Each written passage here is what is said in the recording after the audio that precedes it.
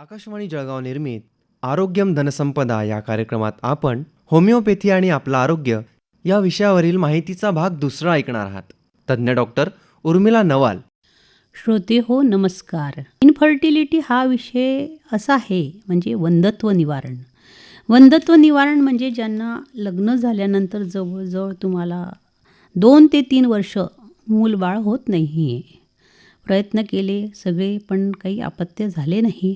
अशा परिस्थितीत जेव्हा डॉक्टरांचा कन्सल्ट करतात आणि डॉक्टरांजवळ येतात तर हाच विचार करून येतात की आता आम्हाला 2 ते 3 वर्षापासून संतती झालेली नाही. तर डॉक्टर काय अडचण आहे आम्हाला?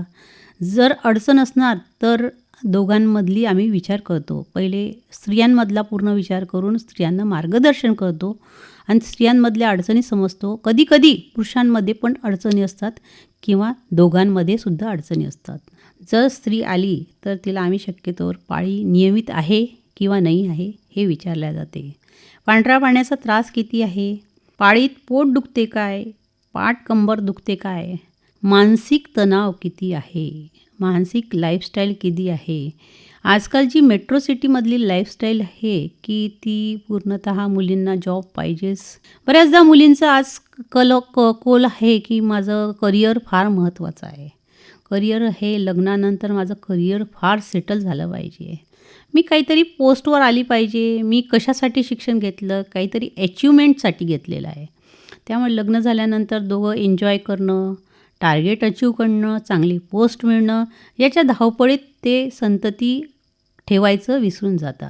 ही गोष्ट पेशंटने लक्षात घेतली की लग्नाच्या योग्य वेळेवर जसं वयाच्या 21व्या वर्षापासून स्त्रीबीज चांगल्या क्वालिटीचा तयार होतो. त्यामुळे परिपक्वता त्या दरम्यानच येते. स्त्रियांमध्ये किंवा पुरुषांमध्ये ती मॅच्युरिटी आल्यानंतर त्यावेळेस झाले तर वय वाढत गेल्यानंतर वयाच्या 30-35 नंतर हाय रिस्क प्रेग्नन्सी किंवा त्या हार्मोनची क्षमता कमी होत जात आहे. तसंच आपण पुरुषांमध्ये विचार केला तर पुरुषांमध्ये शक्यतोवर खूप प्रमाणात व्यसन हा प्रकार आढळलेला आहे. आम्ही कमवतो कशासाठी? मग व्यसननी करावं काय? आम्हाला रिलॅक्सेशन ऑफ द बॉडी लागते आणि एन्जॉय ऑफ द लाईफ समजून ते वेगवेगळ्या व्यसनाच्या शरीर त्याच्यावर डिपेंडंट होऊन गेलेलं आहे. त्यासोबत लठ्ठत्व वाढलेलं आहे. शरीराची हालचाल कमी, मानसिक तणाव, दोघांना समजून घेण्याची क्षमता फार कमी आहे.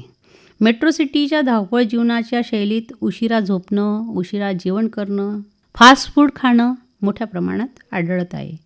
शरीराची फिजिकल ॲक्टिव्हिटी फार कमी होत चाललेली आहे.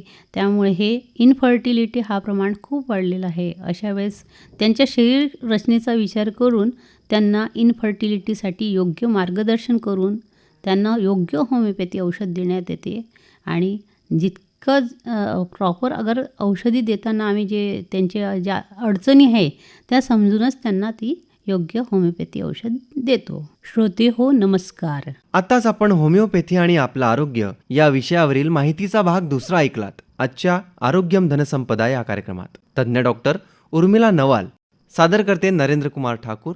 ही आकाशवाणी जळगाव केंद्राची निर्मिती. आकाशवाणी जळगाव निर्मित आरोग्यम धनसंपदा या कार्यक्रमात आपण होमिओपॅथी आणि आपलं आरोग्य या विषयावरील माहितीचा भाग दुसरा ऐकणार आहात. तज्ज्ञ डॉक्टर